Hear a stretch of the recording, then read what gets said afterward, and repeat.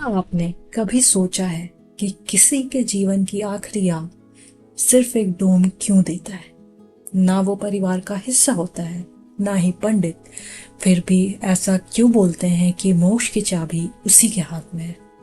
क्या ये भगवान शिव का आदेश है या फिर समाज की एक ऐसी व्यवस्था जिसे हमने धर्म का नाम दे दिया?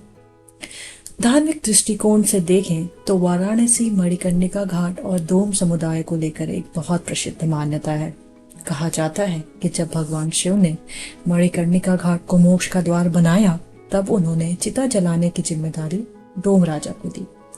गरुड़ पुराण और काशी खंड में कहा गया है कि अंतिम अग्नि वही दे सकता है जो मोह माया, जाति और बंधनों से परे हो।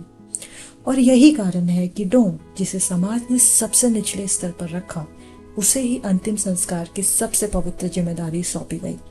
ये एक धार्मिक कथा है और वो गहराई से हमारे संस्कारों में बसी हुई है। लेकिन अब जरा सोचिए, क्या ये भूमिका डोम समुदाय को भगवान ने दी या समाज ने? क्या ये एक ईश्वरीय आदेश था या एक सामाजिक जरूरत जिसे धर्म की कहानी से ढका गया? भारत की पुरानी सामाजिक संरचना में हर काम एक वर्ग को सौंपा गया। खेती, पूजा, व्यापार, हर कार्य का एक नियत समुदाय था। उसी तरह अंतिम संस्कार जैसी कठिन, मानसिक रूप से भारी और अशुद्ध माने जाने वाली प्रक्रिया को डोम समुदाय को सौंपा गया। डोम समुदाय ने शमशान भूमि और लकड़ी जैसी चीजों पर नियंत्रण किया। ये काम ना कोई करना चाहता था, ना ही करना आसान था। धीरे धीरे ये एक सर्विस बन गई। लकड़ी लाना, चिता सजाना, शव जलाना, सब कुछ उन्होंने संभाल लिया। क्योंकि समाज में मृत्यु से जुड़े कार्य को अशुद्ध माना गया, इसलिए ऊंची जातियां इनसे दूर रहीं। डोम समुदाय, जो पहले से अछूत माने जाते थे, उन्हें यह काम सौंपा गया। लेकिन उन्होंने इसे अपनाया और अपने अनुभव से इसे प्रोफेशनल बना दिया। अब ध्यान दें, जब ये जिम्मेदारी समाज ने सौंप दी और पीढ़ी दर पीढ़ी वही समुदाय ये काम करता रहा, तब धीरे धीरे लोगों ने इस कार्य को धार्मिक चमत्कार के रूप में देखने शुरू किया।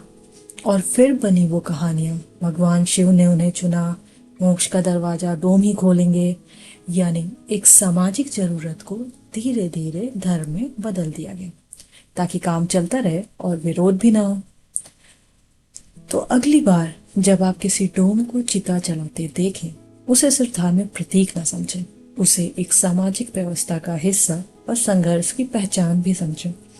धर्म और तर्क, सच्चाई दोनों में होती है, लेकिन कभी कभी धर्म वो कहानी बन जाता है जो समाज ने अपनी सुविधा के लिए गढ़ी होती है। अगर ये वीडियो आपको सोचने पर मजबूर कर गया तो लाइक जरूर करें।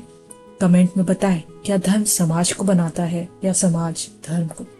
और ऐसे ही अनसुने अनकहे सच जानने के लिए चैनल को सब्सक्राइब करें। अगली बार फिर मिलेंगे एक और सवाल के साथ।